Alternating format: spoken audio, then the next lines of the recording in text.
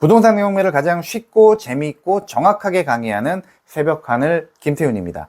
이제부터 여러분들은 비싼 돈 주고 경매 기초 강의를 들으실 필요가 없습니다. 이번 영상을 시작으로 계속해서 최고 퀄리티의 경매 기초 강의를 올려드릴 거예요. 교재로는 가장 쉬운 독학 부동산 경매 첫걸음을 참고하시면 되겠고요.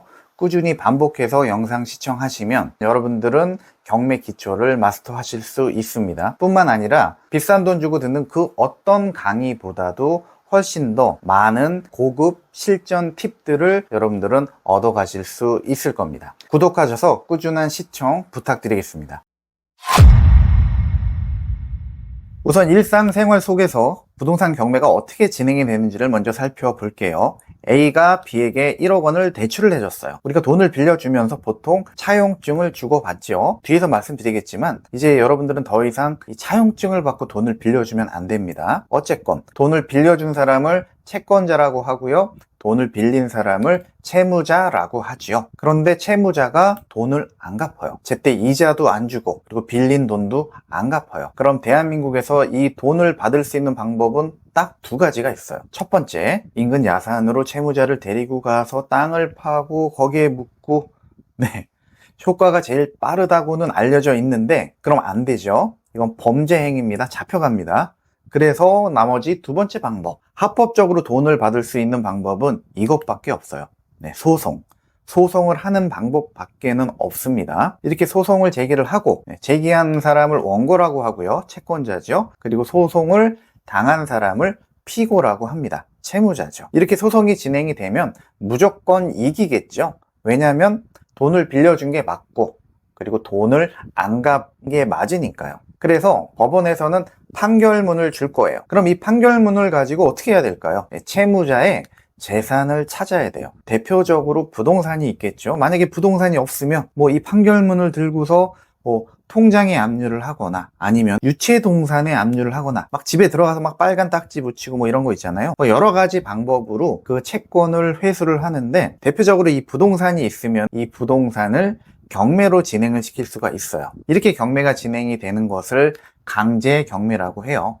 간단히 정리를 할게요. 돈을 빌려주면서 차용증을 받았어요. 그리고 돈을 안 갚아서 소송을 해서 판결문을 받았어요. 그리고 채무자의 재산을 찾아서 경매로 진행시키는 것을 강제 경매라고 한다. 자, 그런데 우리가 은행에서 돈을 빌릴 때는 어떨까요? 차용증 쓰고 돈 빌려보신 분 계신가요? 신용대출은 굉장히 까다롭고 다른 문제예요. 은행에서는 담보를 제공을 하라고 한단 말이에요. 그럼 우리는 우리의 부동산을 담보로 제공을 하고 돈을 빌려요. 그럼 은행에서는 그 부동산의 근저당이라는 것을 설정을 해요. 그런 다음에 돈을 빌려주는 거죠. 그리고 이자를 안 내요. 이자만 제때 안 내도 은행은 바로 이걸 경매로 진행을 시켜요. 만기가 됐는데 원금 상환을 안 한다? 마찬가지로 바로 경매로 진행을 시킨단 말이에요.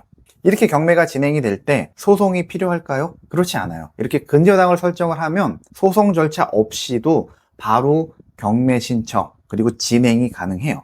이렇게 진행되는 경매를 임의 경매라고 해요. 그리고 이런 절차를 통해서 진행되는 것을 우리는 낙찰을 받는 거죠. 자, 두 가지 용어가 나왔어요. 강제 경매, 임의 경매. 이 두 가지는 굳이 외울 필요가 없어요. 그리고 우리가 입찰하고 낙찰받고 이런 과정 속에서 이게 임의 경매인지 강제 경매인지 전혀 중요하지 않아요. 그런데 이 한 가지만 기억해 두세요. 굉장히 좋은 꿀팁이 될 겁니다. 여러분들이 낙찰을 받고서 기분 굉장히 좋겠죠? 그리고 막 법원을 나오고 있는데 누군가가 막 따라와요. 무섭죠? 근데 무서워할 필요 없어요. 왜 따라오냐면은 와서 여러분들한테 이런 얘기를 할 수가 있어요. 경매를 좀 취하를 시키고 싶은데 동의를 해달라 라는 얘기를 할 수 있어요. 이해관계인이겠죠? 채권자일 수도 있고 채무자일 수도 있고 그 밖에 이해관계인일 수도 있고요. 그때 이게 임의 경매냐 강제 경매냐에 따라서 여러분들의 위상이 달라집니다. 그냥 맨입으로 취하시켜 달라고 하진 않을 거란 말이에요. 그러면 100만 원이든 500만 원이든 물건에 따라서 좀 달라지겠죠. 그런 돈을 줄 테니 경매 취하에 동의를 좀 해달라 라고 했을 때 이게 만약에 임의 경매다 라고 한다면 여러분들은 그냥 동의해 주는 게 좋아요. 왜 그러냐면 여러분들이 동의를 안 해줘도요, 임의 경매는 근저당 설정하고 경매가 진행이 되는 거죠. 그런데 채무자가 그 채무를 상환을 하고요. 그 근저당을 말소를 시키면 낙찰자가 동의를 안 해줘도 경매 절차는 취하가 돼요. 물론 이제 그 금액이 많거나 뭐 그런 상황에 따라서 좀 달라지긴 하겠지만 어쨌건 낙찰자가 동의를 안 해줘도 취하가 될 가능성이 상당히 높은 게 바로 임의 경매다 라는 거를 기억해 두세요. 그런데 만약에 강제 경매일 경우는 어떨까요? 그랬을 때는 여러분들의 위상은 더 올라가는 거예요. 강제 경매를 취하를 시키기 위해서는요, 그 돈을, 그 채무를 상환을 한다고 끝나는 게 아니에요. 채무를 상환을 해도 판결문을 가지고서 경매가 진행이 됐단 말이에요. 그렇기 때문에 경매 절차를 정지를 시켜놓고 그리고 소송을 해야 돼요. 청구 이의 소송이라고 해서, 그래서 그 소송에서 이기고 그 판결문을 가지고 경매를 취하를 시킬 수가 있는 거예요. 굉장히 복잡하죠. 그렇기 때문에 낙찰자가 동의를 안 해주면은 매우 취하시키기가 어려운 게 강제 경매다. 이렇게 기억을 하시면 돼요. 그렇다면 여러분들은 그 요구에 응하지 않아도 되고요. 그리고 응한다고 해도 제시한 금액보다 더 높은 금액을 여러분들이 요구를 해볼 수도 있는 거예요. 자, 이렇게 두 가지만 기억하시면 돼요. 이렇게 임의 경매, 강제 경매는 지금 말씀드린 이 내용만 기억하시면 끝이에요.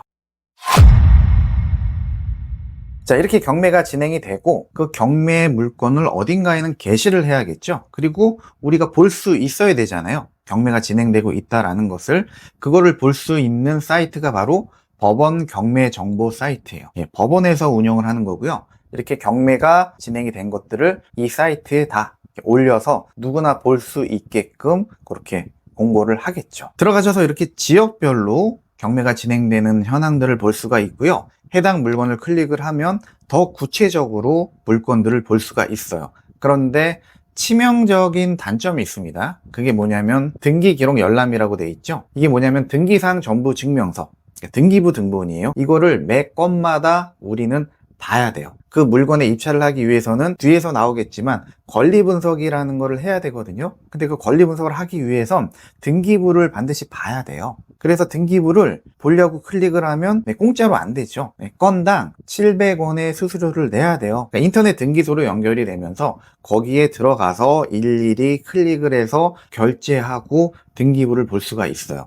굉장히 번거롭겠죠. 뭐 10건, 20건, 하여튼 내가 입찰을 고려하는 물건들은 전부 다 그걸 봐야 돼요. 그래서 우리는 어쩔 수 없이 이런 유료 사이트에 결제를 하고서 유료 사이트를 이용을 해요. 무료 사이트는 없느냐? 뭐 있긴 있겠지만 실질적으로 우리가 원하는 정보를 제공해 주는 곳은 제가 알기로는 없어요. 유료 사이트를 이용을 하게 되면 좀 더 세부적으로 필터링을 해서 여러분들이 원하는 정보를 보기 편하게 돼 있음은 물론이고요. 아까 말씀드렸던 등기부 같은 경우도 그냥 클릭 한 번만 하면 이미 발급이 돼서 게시가 된 그런 등기부들을 우리가 볼 수가 있어요. 횟수 제한 없습니다. 10건이건 20건이건 100건이건 내가 결제한 기간 동안에는 얼마든지 반복해서 그런 것들을 볼 수 있어요. 그리고 전입세대 열람 내역 이런 것도 우리가 좀 봐야 되는데 마찬가지로 법원 정보 사이트에는 없어요. 우리가 주민센터 가서 따로 발급을 받아야 되거든요. 근데 유료 사이트에서는 그 전입세대 열람도 우리가 클릭 한 번으로 계속해서 볼 수가 있다라는 장점이 있고요. 또 한 가지, 아까 그 권리 분석을 할 때는 등기부를 발급을 받아서 날짜 순으로 그 권리의 순서를 쭉 나열을 해야 돼요. 그런데 유료 사이트에서는 이렇게 나열이 돼 있죠. 이런저런 이유 때문에 우리가 이제 유료 사이트를 활용을 할 수밖에 없는데 가격이 저렴하진 않아요. 보통 전국 뭐 한 달을 보기 위해서는 한 6만 원이 좀 넘고요. 1년을 보기 위해서는 막 50만 원 막 이래요. 그나마 지금 제가 올려드린 탱크 옥션이 가성비가 좋은 편에 속하는 거예요. 그런데 처음 경매를 접하시는 분들은 부담일 수밖에 없고요. 특히나 내가 계속 보면 모를까? 여러분들 잘 안 보신단 말이에요. 처음에 막 경매 배우시는 분들 매일같이 막 들어가서 이런 거 잘 안 보세요. 그럼 아깝죠? 네, 그래서 제 책에 보면 그 탱크 옥션을 1개월 동안 무료로 이용할 수 있는 쿠폰이 있어요. 그걸 이제 활용을 하시면 되겠고요. 나중에 여러분들이 이제 제 강의를 듣게 되면 그때 수강하시는 분들께 또 1개월 무료 이용권을 드릴 거예요. 그 이후에는 이제 유료 결제를 하셔야 되는데 혼자 결제하지 마시고 한 10명 정도 이렇게 모여서 한 개의 계정을 쉐어하면 돼요. 보통 그렇게들 많이 사용을 하죠. 그러면은 전국 뭐 1년을 사용을 하는 데 있어서 뭐 개인당 5만 원 정도면은 사용을 할 수 있고요. 대신 동시 접속은 안 됩니다. 그래서 각자 시간을 정해놓고 그렇게 보시면 돼요. 근데 전혀 불편할 건 없을 거예요. 왜냐면 여러분들 그렇게 자주 안 보시거든요. 자, 그리고 또 하나의 사이트가 있는데 리치고 옥션이라는 사이트가 있어요. 이 사이트는 아파트 투자에 특화돼 있어요. 자, 우선 이런 기능도 있어요. 수익 가능 입찰가 뭐 이렇게 해서 산정 제시를 하고요. 물론 뭐 이렇게 적으면 무조건 낙찰이 된다 이런 건 아니에요. 충분한 수익이 날 만한 입찰가는 요 정도다 라는 거를 제시를 해주기도 하고요. 그리고 또 굉장히 특이한 기능 중에 하나가 이거예요. AI가 예측하는 미래 가격, 앞으로 가격은 이렇게 될 것이다 라는 것도 이 빅데이터를 통해서 막 AI를 돌려서 이런 것들도 좀 제시를 해줘요. 이 아파트 같은 경우는 지금 3억 4천인데 3억 6천, 4억 이 정도까지 가격이 오를 수도 있겠다라는 거를 제시를 해주는 거예요. 그럼 무조건 오릅니까? 라고 할 수는 없겠죠. 하지만 좋은 참고가 될 수는 있겠죠. 오늘 영상은 여기까지 하도록 하고요. 계속해서 경매 기초 강의 좋은 영상 올려드릴 테니까 꾸준히 시청해 주시면 감사하겠습니다.